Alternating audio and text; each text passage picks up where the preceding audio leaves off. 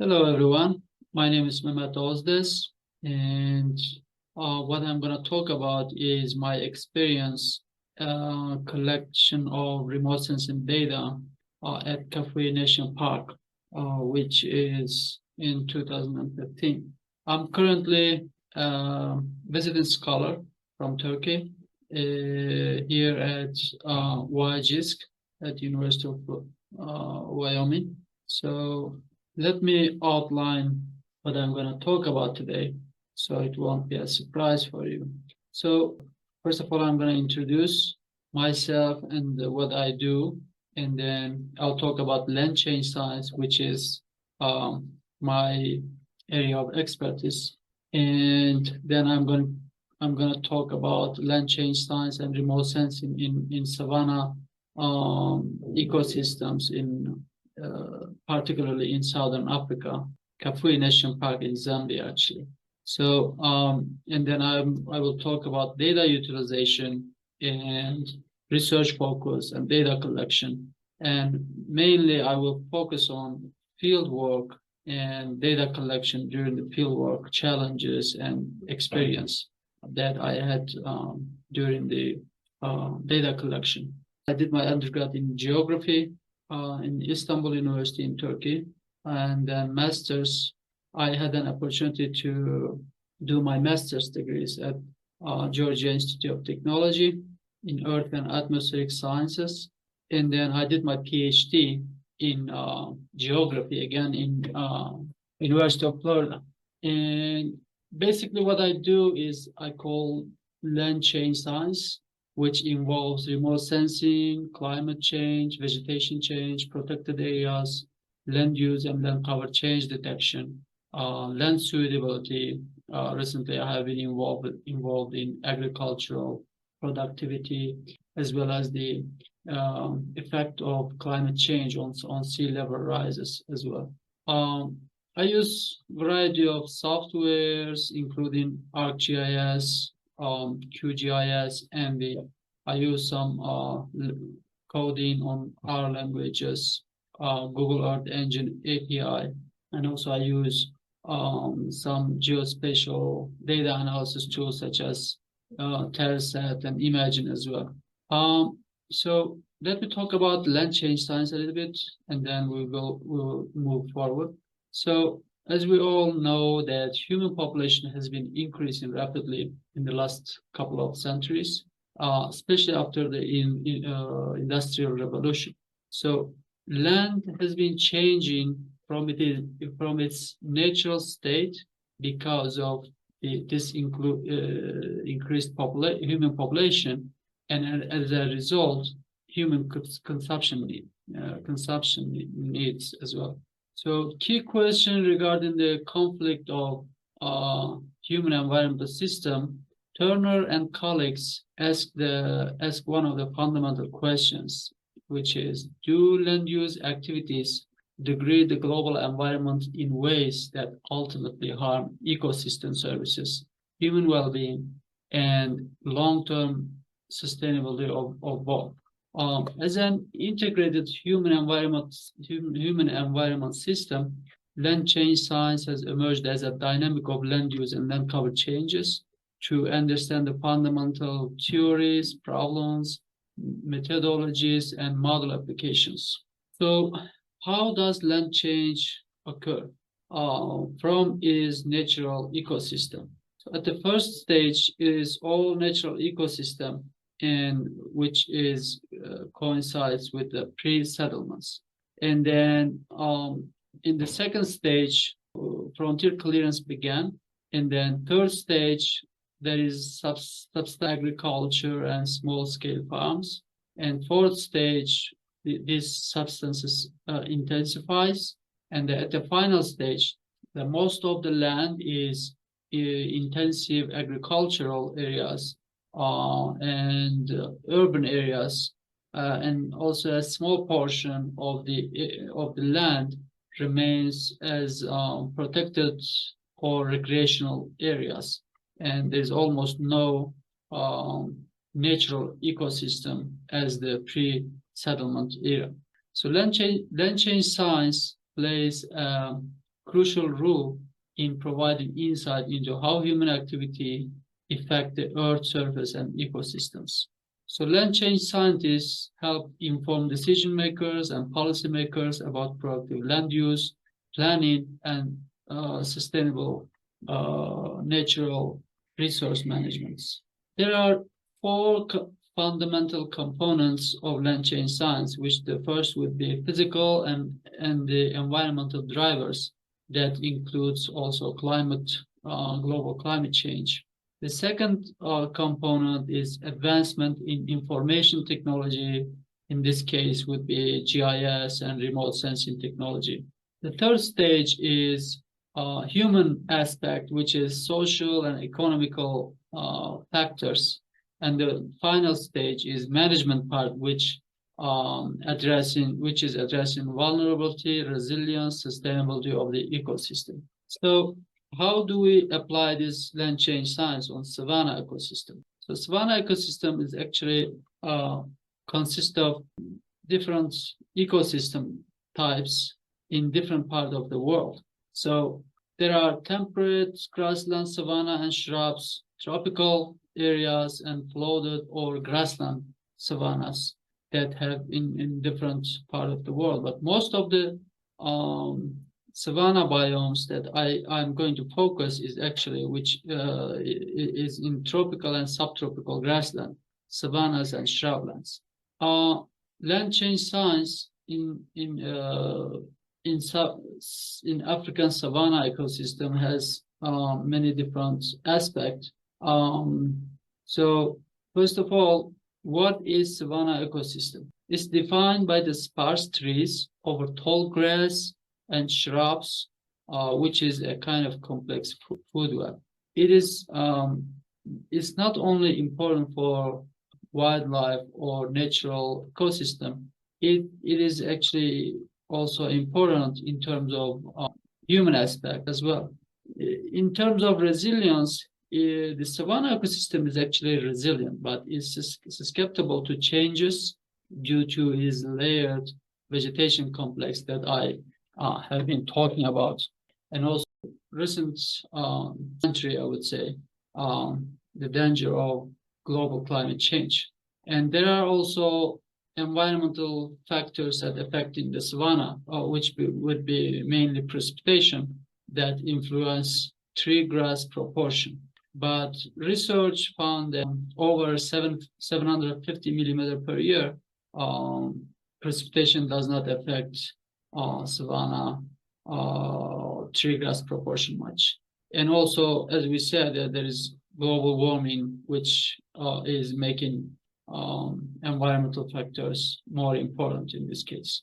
There are also decision-making importance, which is critical for carbon cycle, food production, human pressure, and degradation as well. So there are some concerns about conservation and edge effect criteria that I'm going to talk about. And my research is actually involved heavily on this aspect of the land change in savanna ecosystem.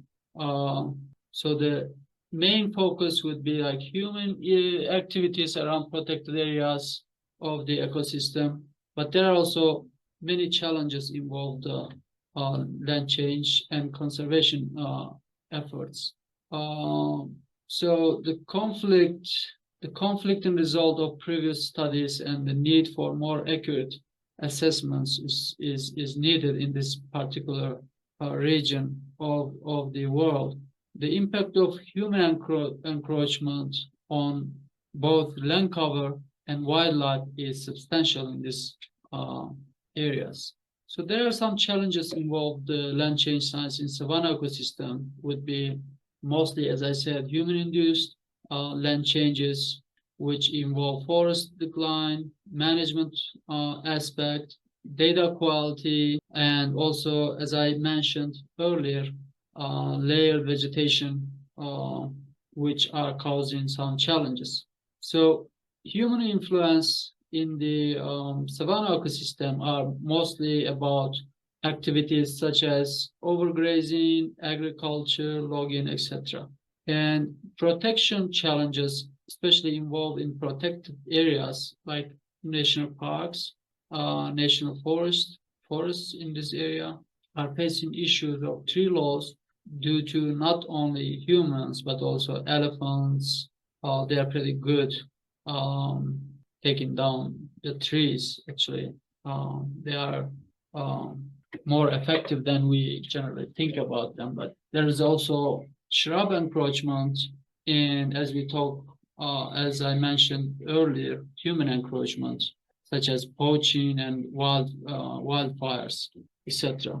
So there are management challenges, especially which aim to maintain a balance between the ecosystem health and biodiversity and human aspects, which is social and economical factors.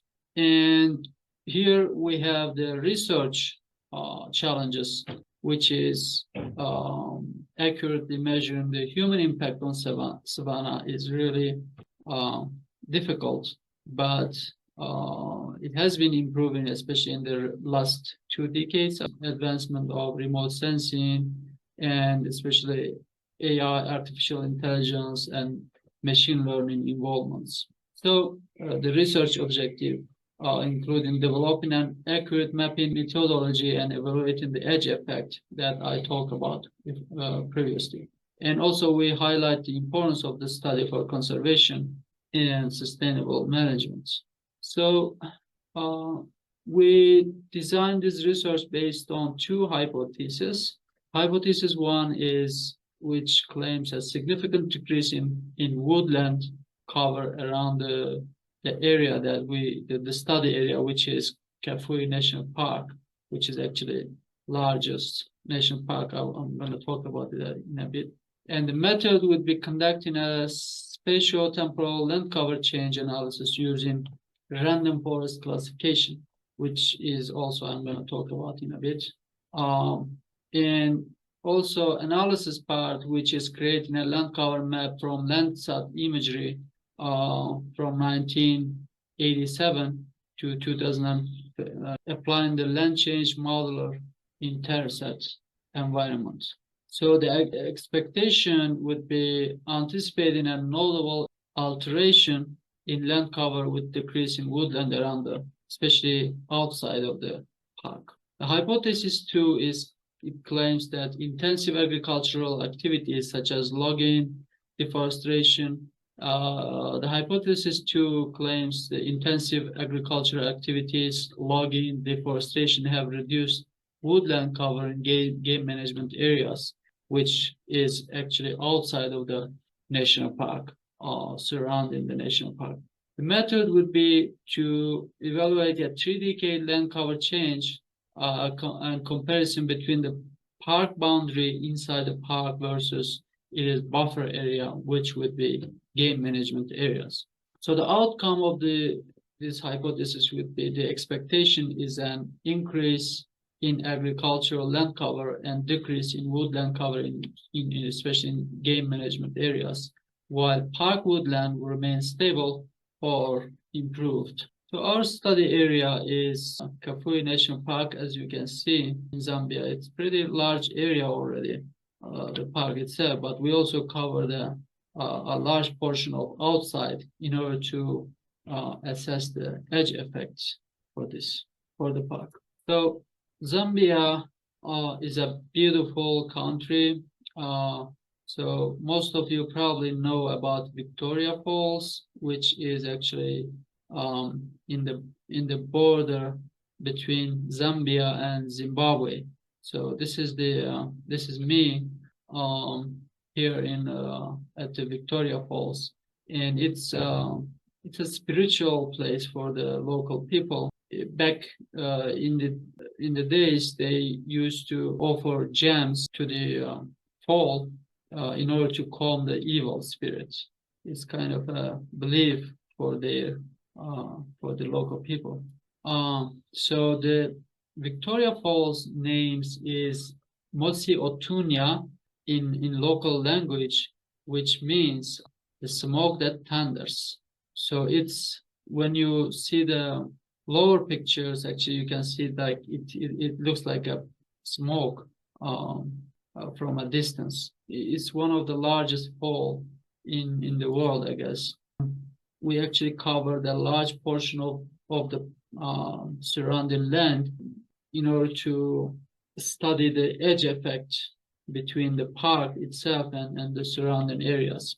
So changes in land use and land cover around the in and around the protected areas significantly affect both local communities and ecosystems. So in semi-arid regions and savannas are vital for global food production and human habitation, which are undergoing climate change impact, and hence land use and land changes as well.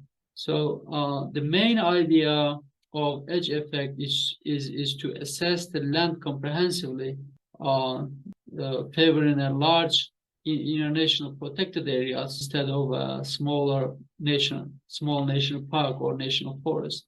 What kind of data that we use to assess this study?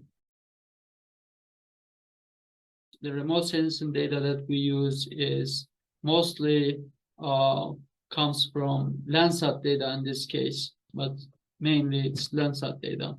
The spatial resolution of the main data is 30 meters, 30 by 30 meters. And the temporal resolution is 16 days, which means the satellite collects data from the same point of within 16 days. So the image selection criteria was, especially we choose the wet season in the region because of the peak NDVI values, which would be January 1987 and March 2015. Why these dates are different, like January and March? That's because in tropical or subtropical areas, cloud cover is generally a problem.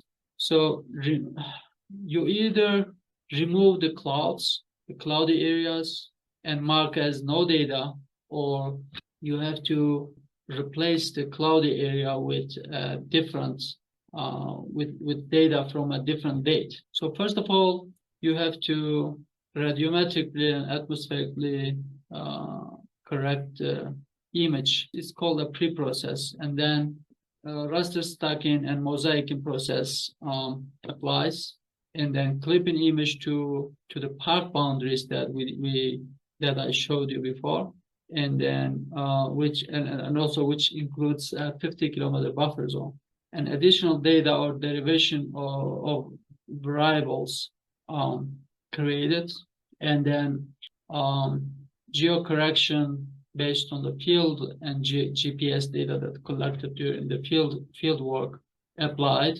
And next step, application of classification. In this case, we used random forest classification method, which is a machine learning technique.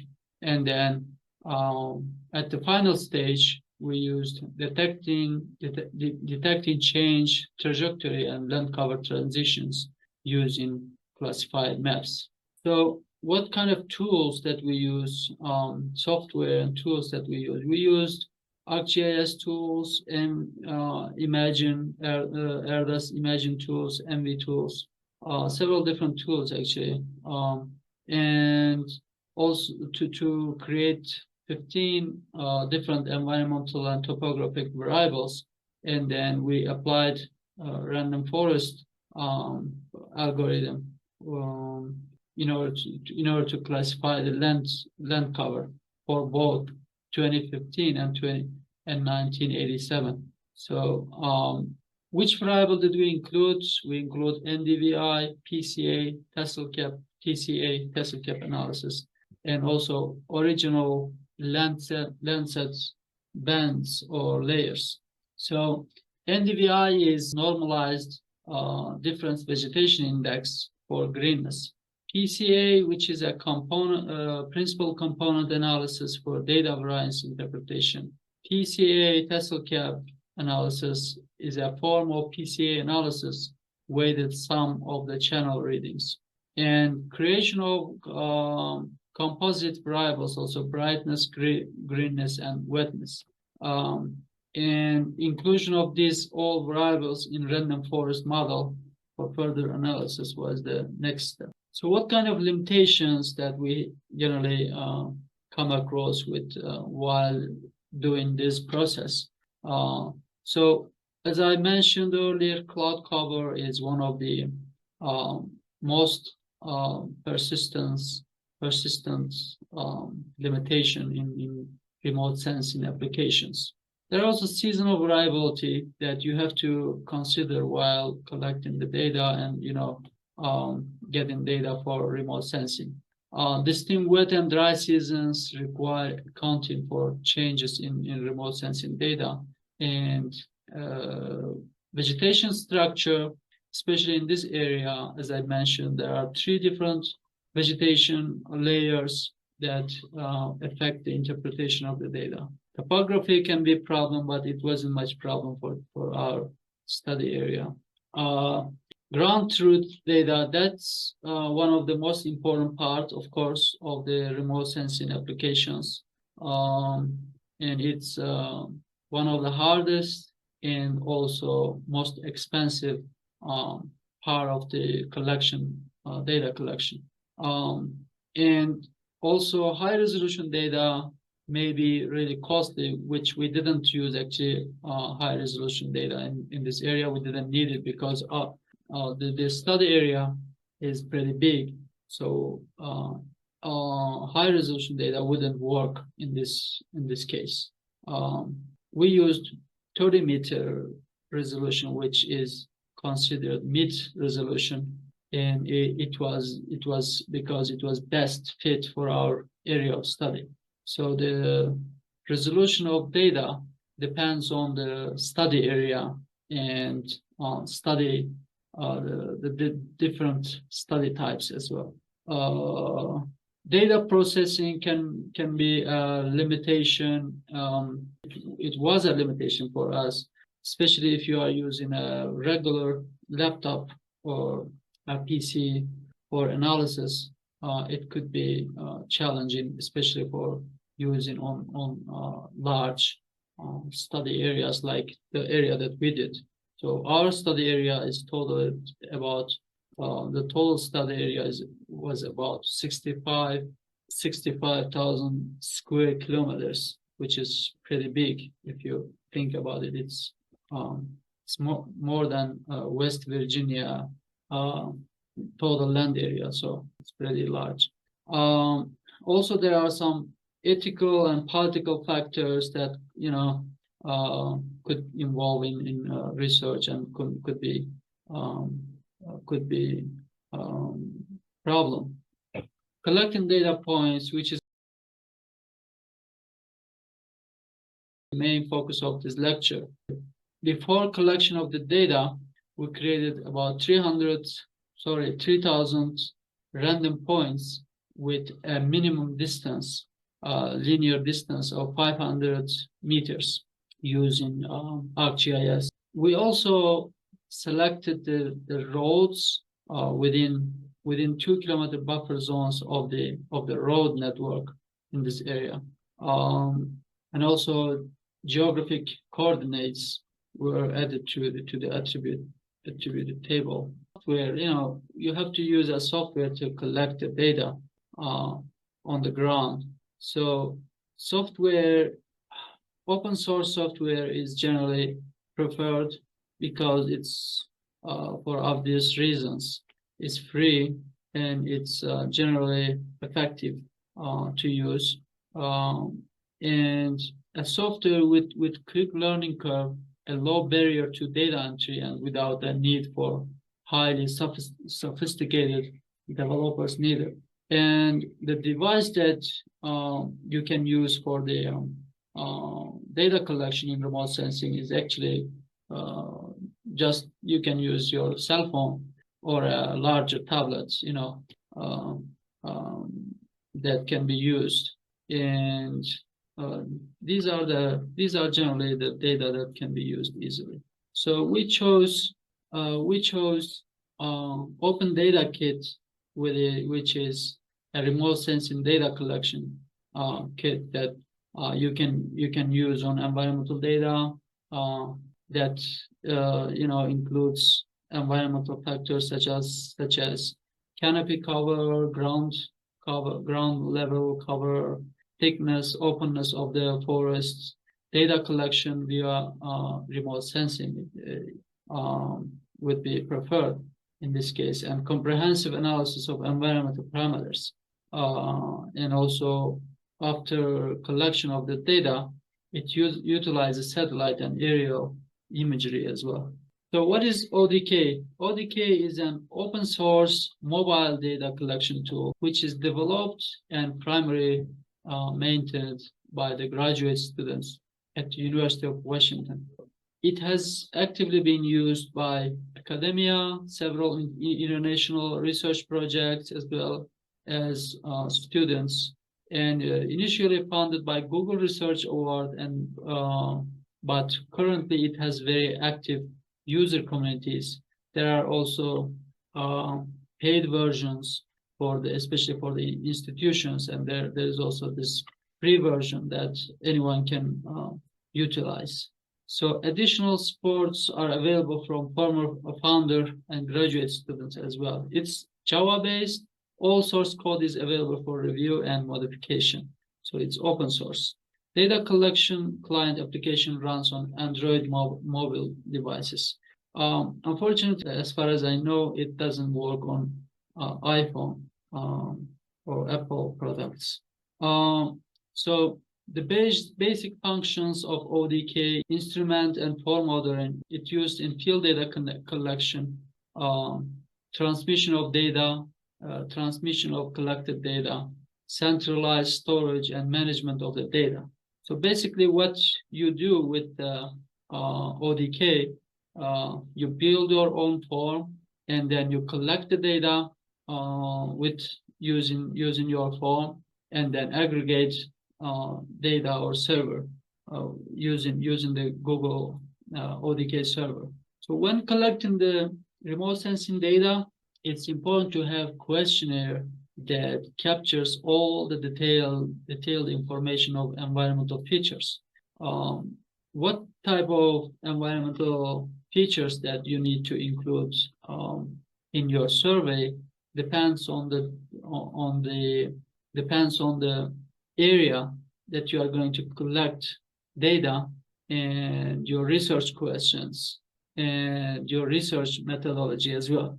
So in our case, what we actually collected, basically location information such as training point number, latitude, longitude, elevation, date and time of collection of data, and environmental parameters such as land cover type, canopy cover percentage, ground cover type, human disturbance level, and topography as well.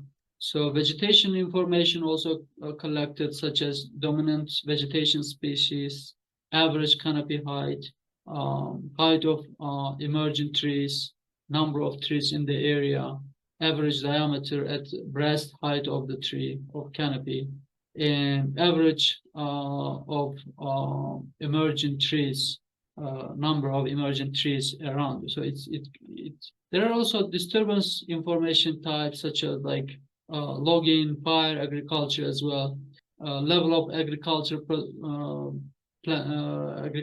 plantation disturbances, land use history if available. So also site description, what description of the training sample area. It could be like providing details of immediate surrounding and landmarks, roads, buildings as well. Seasonal, any seasonal change observed. And also you have to take 4 photos of each angle, north, east, south, west, as well as a ground photo and then a photo of sky to see the canopy cover as well. And also any additional information that you find. So basically you have to collect as much as environmental data as much as possible to include every aspect of the point. So it generally takes about 15 to 20 minutes to actually collect only a single data points for the remote sensing work. So this is a form that actually we used, for example, in the left part. You can see the form that we used. It's part of the form. We had a total of 26 questions. So you have to answer each question in the questionnaire in the survey for each point. So we collected about 350 training samples during the field work. So you can make an educated guess that how long it takes to collect this much data.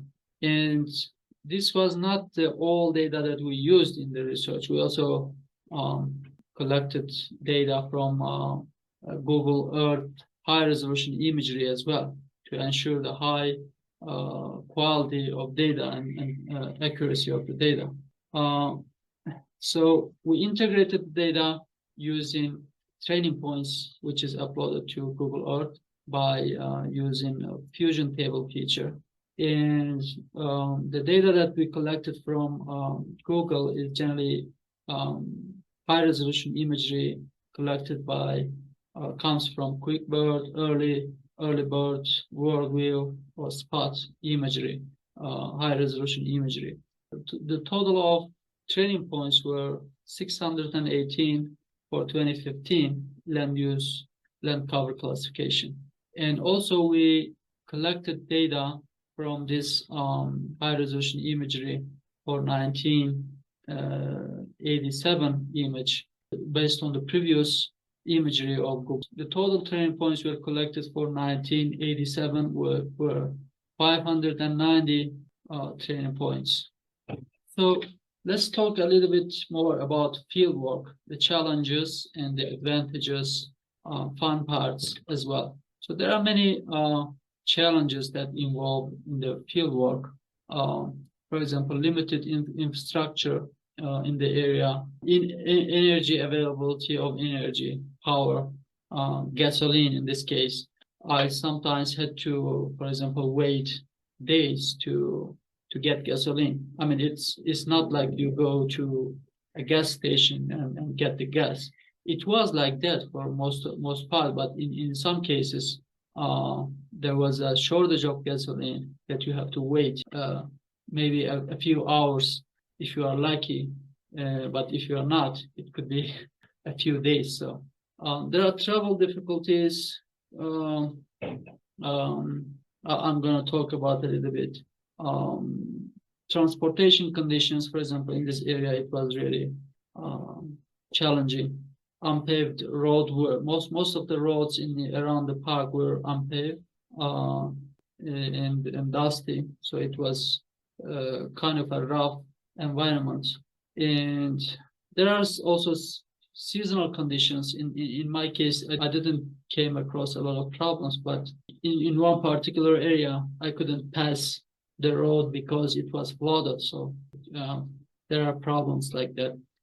There are also wildlife and safety challenges that I'm gonna show you some pictures about that. So these pictures are actually from our fieldworks. There are many wildlife presence in this area. African elephants, giraffes, lions, buffaloes, lots of big animals, but also there are some small but dangerous animals such as tsetse flies, which caused sleeping sickness. And as you can see, we had to cover our heads sometimes to prevent tsetses biting us. So yeah, there are the dangerous, animals you have to keep your distance from. Definitely, you have to also respect the wildlife. Otherwise, you could easily get in trouble. we saw most of these animals. These are actually pictures that most of them we took, our team took. There are also the roads. This picture is from our car. So as you can see, the road conditions sometimes are like this. You can't even see the road that you are driving. So there are also here, even if you can see the road, the conditions are not very ideal, as you can see in these cases. In the upper left picture, you can see I sit in a grave-like road.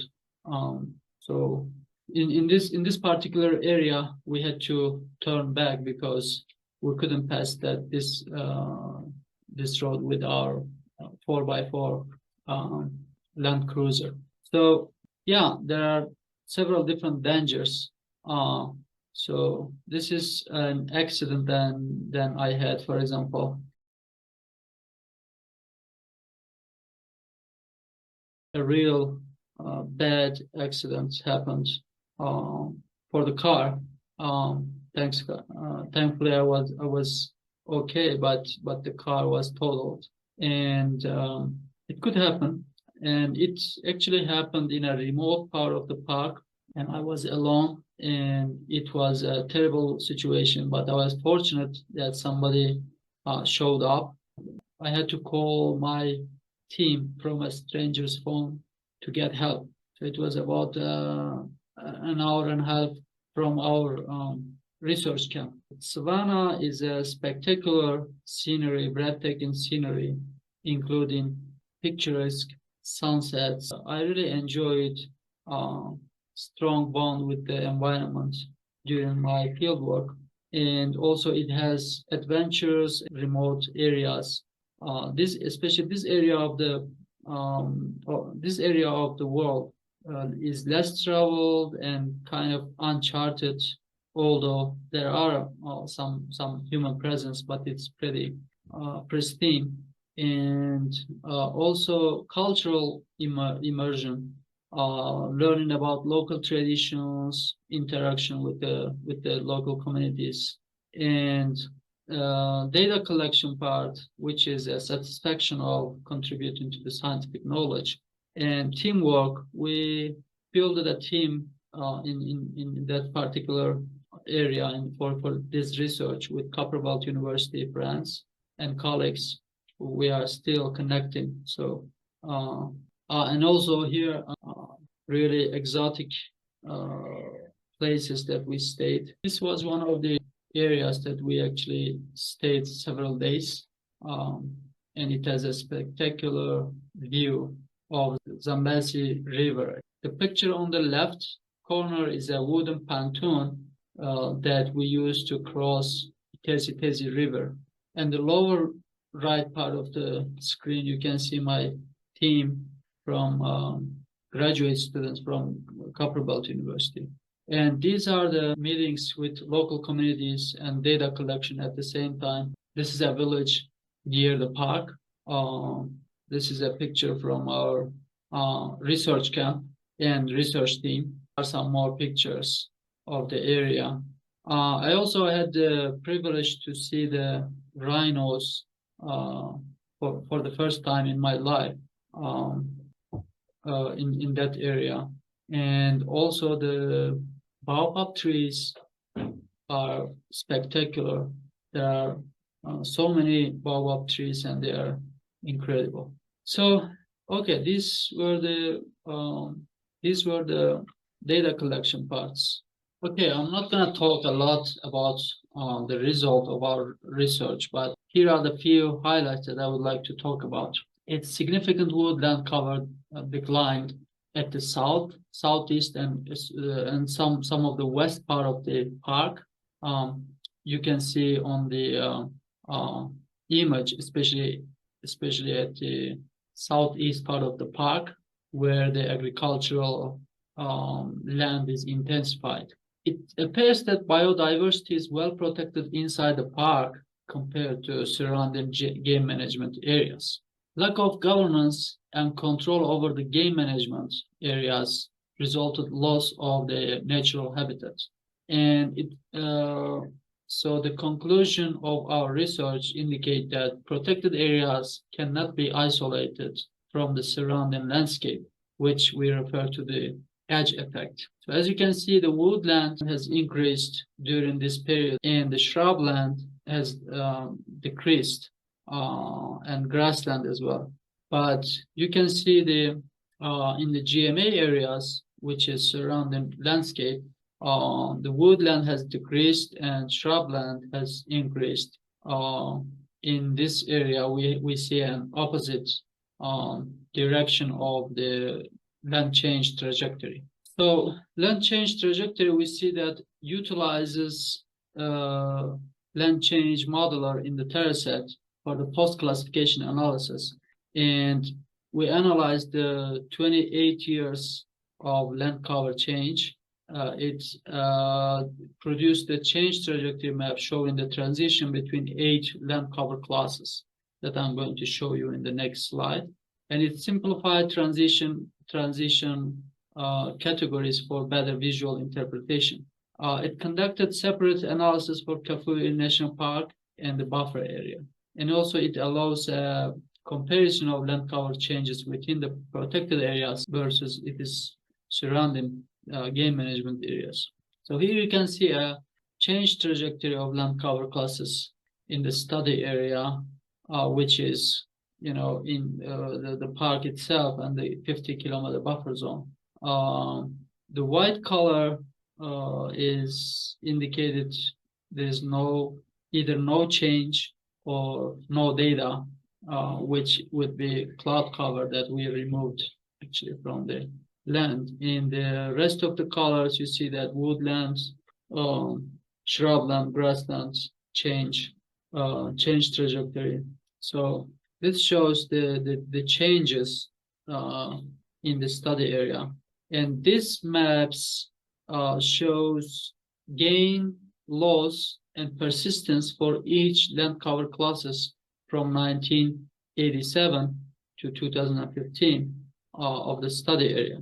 So to sum up, the land change science combines human environmental factors with geographic information systems and remote sensing to grasp land cover dynamics. The big questions of the land change science are: what is changing, where, when, and why should we care? The land change scientists are basically land detective, always checking for the changes on the land. Land change science can be understood as a sort of guidebook for savanna survival, which uncover the secrets of the ecosystem changes.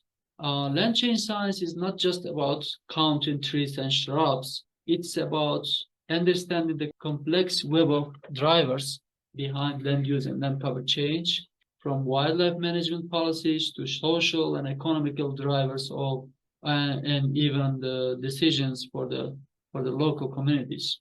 Savannas and semi-arid ecosystems sustain about 40% of Earth's needs for both human and wildlife.